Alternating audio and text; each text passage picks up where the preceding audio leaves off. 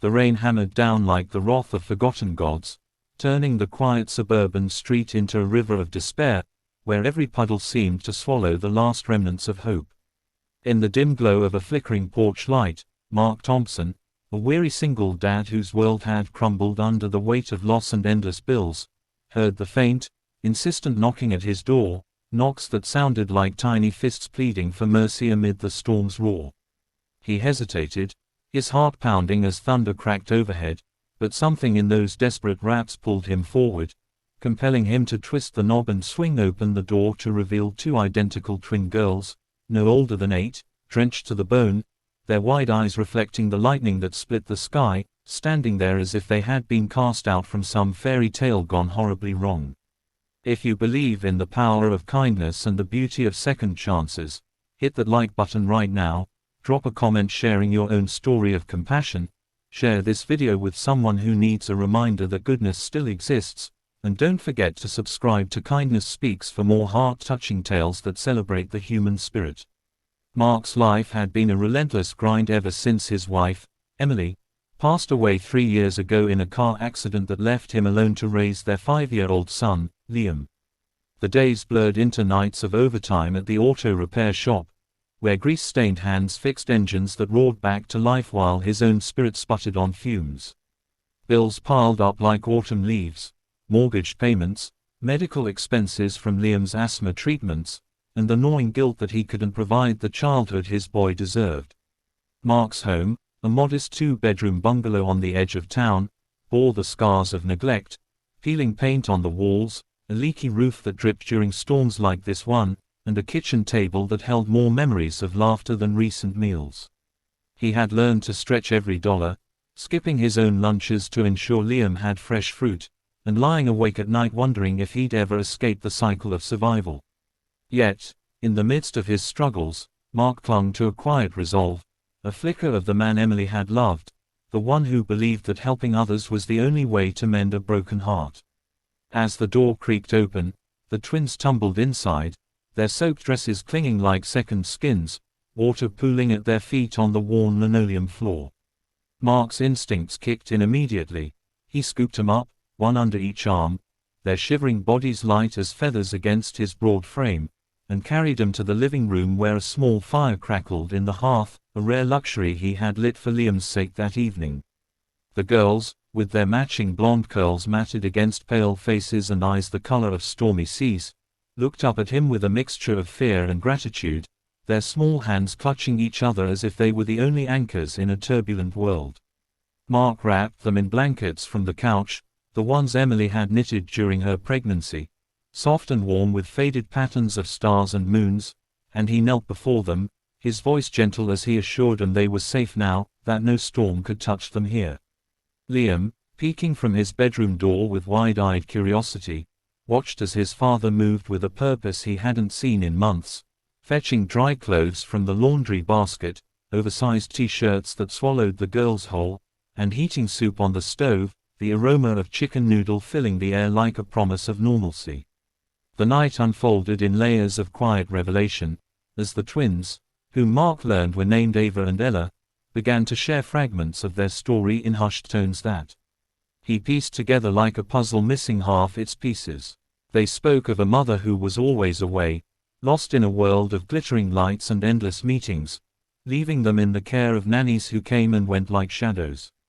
That evening, during a fierce argument at home, the girls had slipped out into the rain, wandering blocks away in a bid for attention, their small adventure turning terrifying as the storm intensified. Mark listened without judgment, his heart aching for these children who mirrored his own son's vulnerability, and he shared stories of his own, tales of building forts with Liam on rainy days, or the way Emily used to sing lullabies that chased away nightmares.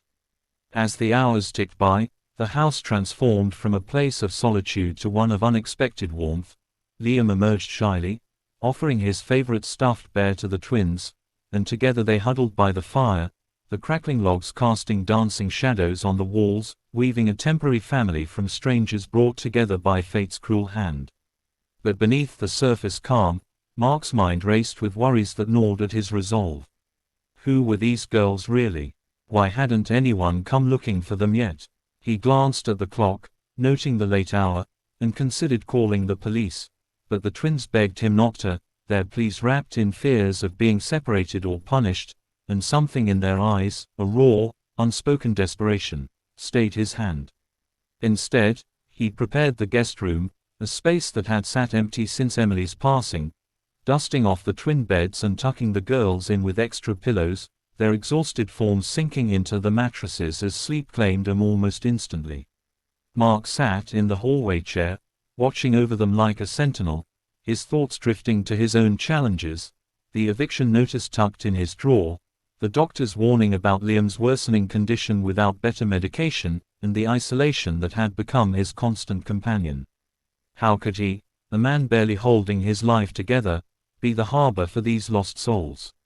Yet, in that vigil, a spark ignited within him, a reminder that compassion wasn't a luxury for the strong, but a lifeline for the weary. As dawn broke, painting the sky in hues of pink and gold that filtered through the rain-streaked windows, the house stirred with the sounds of a new day. Mark rose early, his body aching from the uncomfortable chair, and prepared breakfast, pancakes from a mix that had been a splurge, topped with the last of the maple syrup, the scent wafting through the halls like an invitation to hope. Liam helped set the table, his excitement palpable as he chatted about showing the twins his toy collection, and when Ava and Ella emerged, rubbing sleep from their eyes, the scene felt almost like a dream, a brief respite from reality. They ate together, the girls' laughter bubbling up as Liam demonstrated his best pancake flipping trick, syrup dripping onto the plates in sticky rivers, and for a moment, Mark allowed himself to imagine a world where such mornings were routine, where his home echoed with more than just echoes of the past. The tranquility shattered with the ring of the doorbell, sharp and insistent, pulling Mark from his reverie like a splash of cold water. He approached the door cautiously, peering through the peephole to see a woman standing on the porch, elegant in a tailored coat that defied the lingering drizzle, her face a mask of controlled anxiety framed by perfectly styled hair. She introduced herself as Victoria Hargrove, the twins' mother, her voice carrying the polished edge of someone accustomed to boardrooms and high-stakes deals, and as Mark invited her in, the air thickened with unspoken questions. Victoria's eyes scanned the humble surroundings, the faded wallpaper, the stack of unopened mail on the counter, and then softened as they landed on Ava and Ella, who rushed into her arms with a mix of relief and hesitation, their small bodies enveloping her in hugs that spoke volumes of complicated love. What unfolded next was a revelation that tilted Mark's world on its axis, a truth unveiled in quiet confessions over cups of cooling coffee at the kitchen table. Victoria, it turned out, was no ordinary parent. She was the CEO of a tech empire, a self-made millionaire whose innovations in renewable energy had graced magazine covers and TED stages, amassing a fortune that could buy islands but couldn't mend the fractures in her family. She explained how the demands of her career had pulled her away, leaving the girls in the care of staff while she chased success, believing it would secure their future, only to realize too late that it had cost her their present.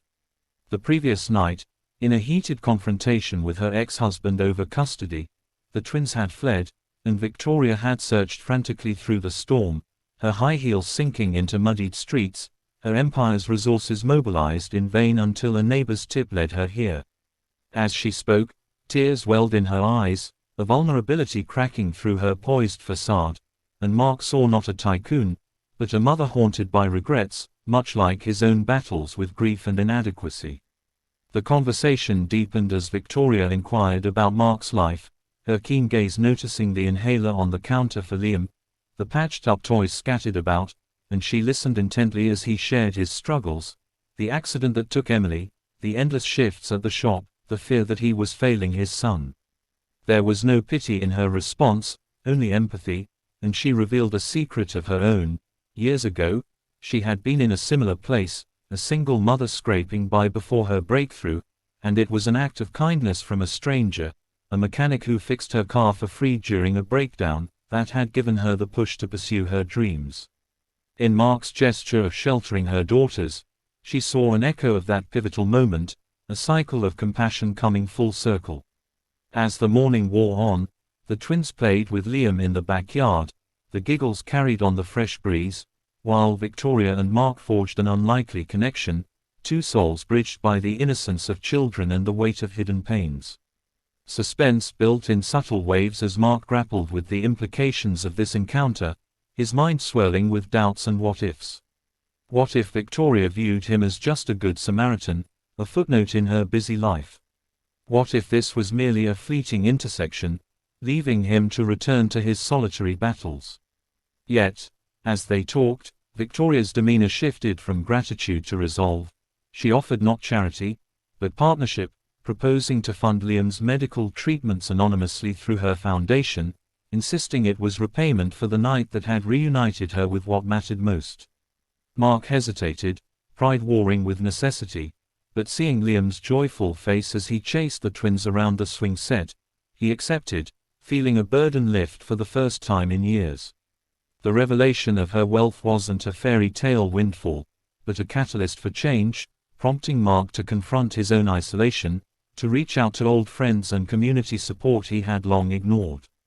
As the day progressed, the storm's remnants cleared, revealing a sky as blue as promise, and Victoria prepared to leave with the girls, hugs exchanged in the doorway amid assurances of staying in touch. Ava and Ella clung to Mark briefly, their whispers of thanks etching into his heart, and as the luxury car pulled away, Mark stood on the porch with Liam's hand in his, watching the taillights fade, a sense of renewal washing over him like the sun's warm rays. In the weeks that followed, true to her word, Victoria's support arrived discreetly, medications delivered, a scholarship for Liam's school, and Mark found himself transforming, volunteering at local shelters, repairing cars for families in need, his acts rippling outward like the rain that had started it all. He realized that kindness wasn't a one-way street but a web connecting lives, and in sheltering those twins, he had unknowingly sheltered his own healing soul. The story of that fateful night became a beacon in Mark's life, a reminder that even in the darkest storms, opening one's door could invite miracles. Victoria, too, changed. She scaled back her empire's demands, prioritizing family dinners and bedtime stories, her millions serving not as a shield but as a tool for good, funding programs for single parents like Mark. The twins flourished, their bond with their mother mended through shared adventures, and occasional visits to Mark's home forged lasting friendships, turning strangers into an extended family bound by compassion's invisible threads.